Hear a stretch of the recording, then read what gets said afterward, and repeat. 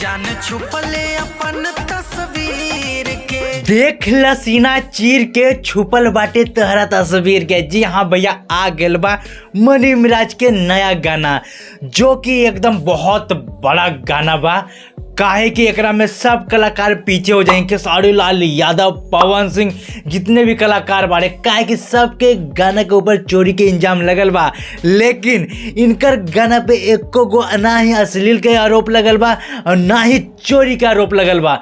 काहे कि भैया एकदम इतना बढ़िया गाना गावा ताड़े चांद जी, और साथ में शिल्पी राज की आवाज़ नहीं के अबरी आवाज बा कल्पना पटवारी के, जे कि एकदम का गाना गेले बाड़ी। और भैया आपकी इस सीन है तस्वीर के बहुत अच्छा लोकेशन पर लेवल गेल बा।